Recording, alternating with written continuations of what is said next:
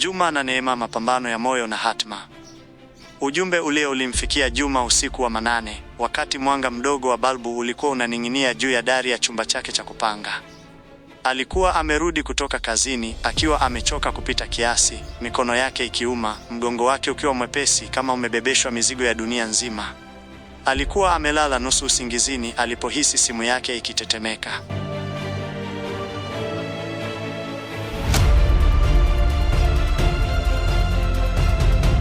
Aliichukua taratibu, macho yakiwa bado yamejaa usingizi. Namba haikuwa imehifadhiwa. Juma, ni mimi. Mama. Moyo wake uliruka ghafla.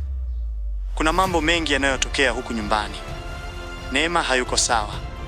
Baba yake naye si yule tuliyemzoea.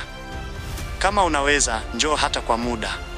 Kuna mambo moyo wangu hauko tayari kuyaweka moyoni peke yake.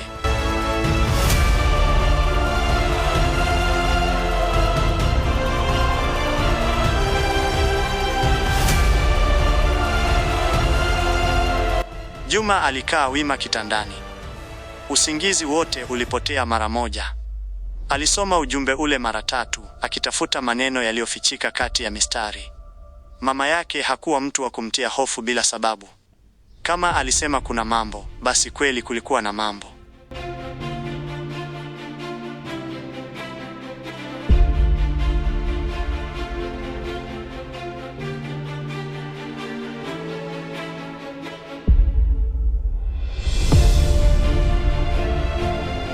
Lakini alikaa kimya. Hakuwa na pesa nyingi. Kazi yake ilikuwa ya mkono kwa mkono. Kila siku asipofanya kazi, hakulipwa. Lakini ndani ya moyo wake kulikuwa na sauti iliyokuwa ikizidi kuwa kubwa. Kuna jambo linahitaji uwepo wako.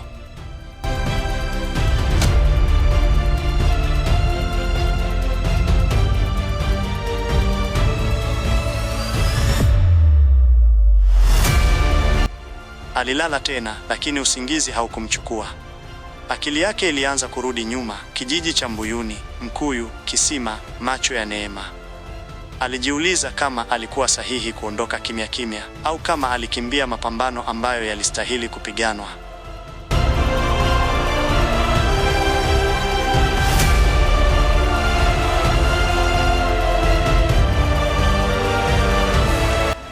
Wakati huo huo, Neema alikaa kitandani mwake, mgongo wake ukiwa umesimama wima dhidi ya ukuta. Alikuwa ameshika karatasi ndogo mkononi, mojawapo ya maandishi yake ya siri aliyokuwa ameanza kuyaandika kila usiku. Lakini safari hii hakuandika chochote. Alitazama tu, kana kwamba maneno yalikuwa yanamkimbia.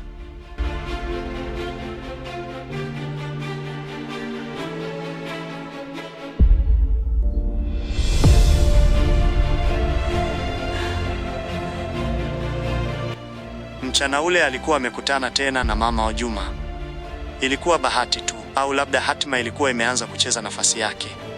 Walikutana karibu na shamba la mihogo, mama yule akiwa amebeba mzigo mdogo wa kuni. Neema alijikuta akimsogelea bila kufikiri sana. "Shikamoo mama," alisema kwa sauti ya heshima. Mama yule alitabasamu kwa upole. "Marahaba mwanangu."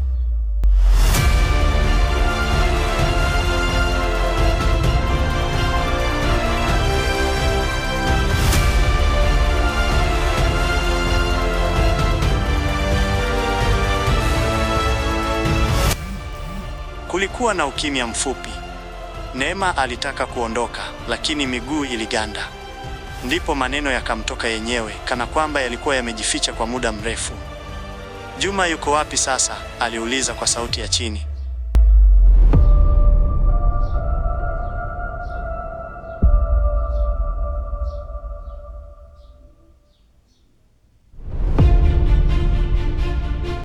Mama yule alimtazama kwa makini, macho yake yakionyesha mchanganyiko wa huzuni na uelewa.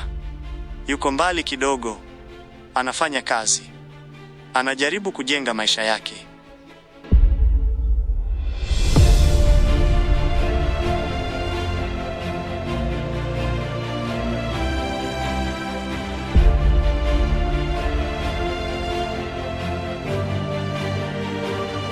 Neema alishusha pumzi ndefu.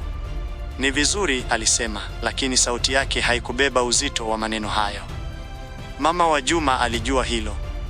Moyo wa mtu hauongozwi na maneno, alisema taratibu. Unaongozwa na ukweli anaobeba.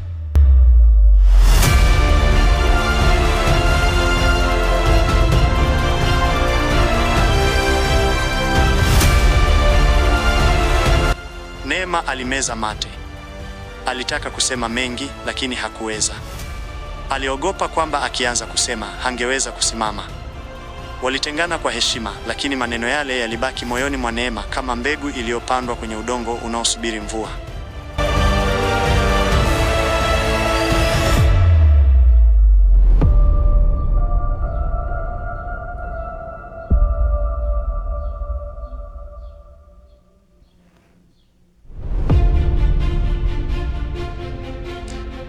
Mvua haikukawia kuja.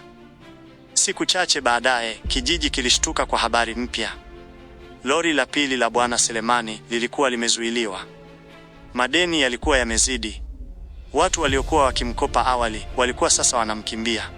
Sauti za huruma zilikuwapo, lakini zilichanganyika na zile za tahadhari.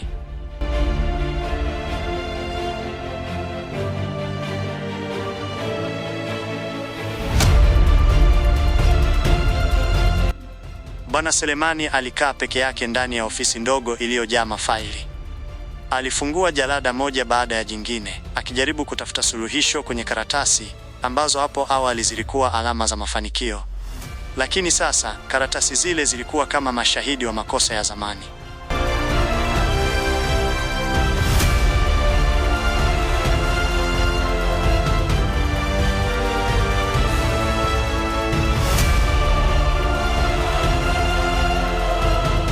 Alijikuta akimfikiria Neema zaidi ya kawaida. Alianza kujiuliza swali ambalo hakuwahi kuliruhusu kuingia kichwani mwake. Je, nimemlinda au nimemfunga? Lakini kabla hajapata jibu, Kelvin aliingia kwa haraka, uso wake ukiwa umebadilika.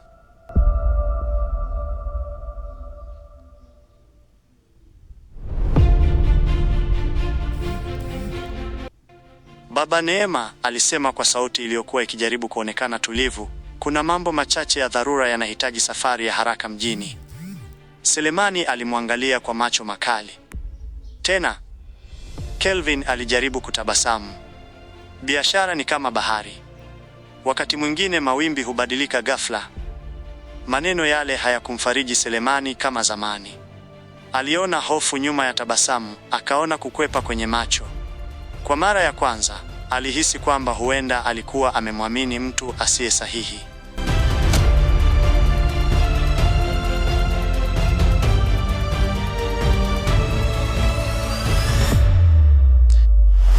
Neema aliposikia kuhusu safari ile, moyo wake ulibanwa. Kulikuwa na kitu kilichokuwa hakisemwi wazi. Alianza kuunganisha vipande, ahadi zisizotimia, simu za siri, mazungumzo ya kukwepa. Uaminifu, aligundua, haupimwi kwa maneno mengi, bali kwa uwazi wa moyo.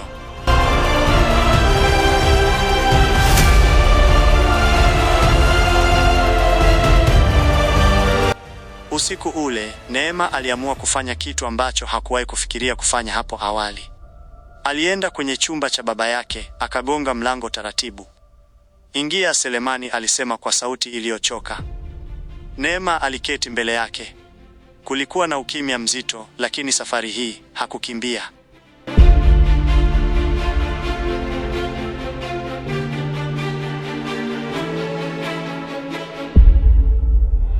"Baba," alianza, sauti yake ikiwa thabiti kuliko alivyotarajia, "nahitaji kukuuliza swali." Selemani alimwangalia, akinyanyua kichwa. "Uliza." "Je, ungechagua kuniona nikiwa salama lakini mwenye huzuni, au nikiwa maskini lakini mwenye amani?" Swali lile lilimpiga Selemani kama radi. Hakujibu mara moja. Alitazama uso wa binti yake, uso alioulea, alioulinda, aliounga mkono kwa kila alichoweza. Aliona maumivu ambayo hakuwa ameyatambua mapema.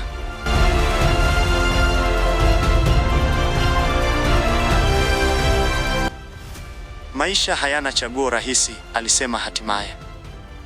"Lakini maamuzi huwa na gharama," Neema alijibu kwa upole. Walikaa kimya. Kwa mara ya kwanza, ukuta kati yao ulionekana kutikisika. Wakati hayo yakiendelea, Juma alifanya uamuzi. Aliomba ruhusa kazini, akitumia akiba ndogo aliyokuwa nayo. Safari ya kurudi Mbuyuni haikuwa rahisi, lakini moyo wake ulikuwa umeamua.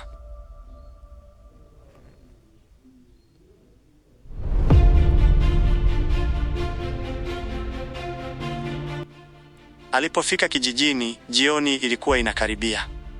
Hakutaka kuonekana mara moja. Alipitia njia ya pembeni, akasimama mbali kidogo, akiitazama nyumba ya Selemani. Ilionekana ile ile kwa nje, lakini alihisi tofauti. Kulikuwa na kimya kizito kisichoelezeka. Mama yake alimwona kwanza. Alisimama mlangoni, macho yake yakijaa mshangao na furaha iliyochanganyika na hofu.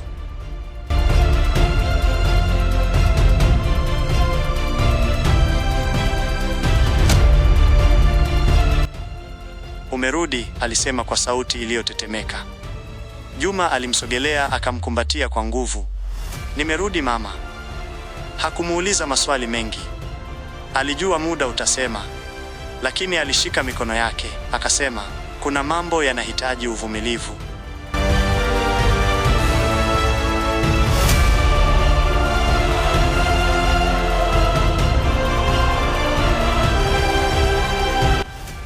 Usiku ule, Juma alikaa peke yake nje ya kibanda, akitazama nyota.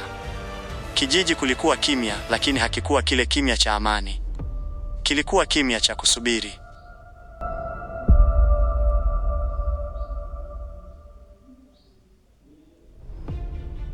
Neema akiwa chumbani mwake alisikia sauti iliyomfanya moyo wake uruke, sauti aliyoifahamu, sauti aliyokuwa ameihifadhi ndani ya kumbukumbu zake.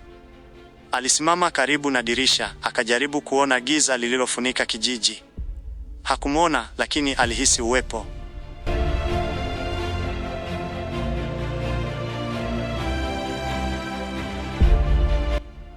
Alishika kifua chake kwa mkono mmoja, macho yake yakijaa machozi. Hakujua kama ilikuwa matumaini au hofu. Siku iliyofuata, kijiji kilianza kuamka na habari mpya. Juma amerudi.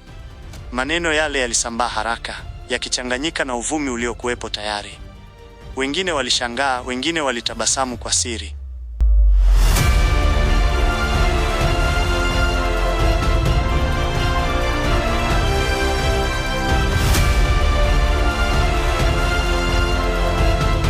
Neema alisikia habari hizo kutoka kwa mwanamke mmoja sokoni. Alisimama ghafla, mkono wake ukiwa umeshika kikapu. Umesema nani? Aliuliza. Juma, mwanamke yule alijibu. Yule kijana aliyekuwa unajua. Neema hakusikia maneno mengine. Dunia ilionekana kusimama kwa sekunde chache. Lakini kabla hajaweza kufanya chochote, aliona baba yake akizungumza na watu wawili waliovalia rasmi. Nyuso zao zilikuwa nzito. Mazungumzo yao hayakuwa ya kawaida.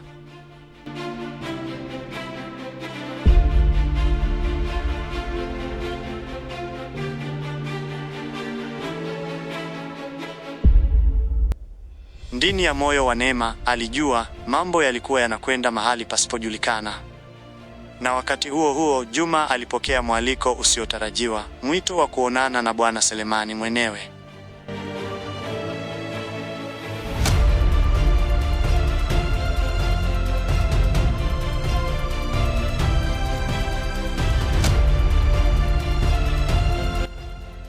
Alisimama nje ya nyumba ile kubwa, akivuta pumzi ndefu. Alijua mkutano huu ungeamua mengi, lakini hakuweza kujua nini hasa. Ndani ya nyumba, Neema alikuwa amesimama nyuma ya mlango, akisikiliza kila sauti. Upepo ulivuma nje, ukitikisa matawi ya mkuyu, kana kwamba asili yenyewe ilikuwa inashikilia pumzi yake.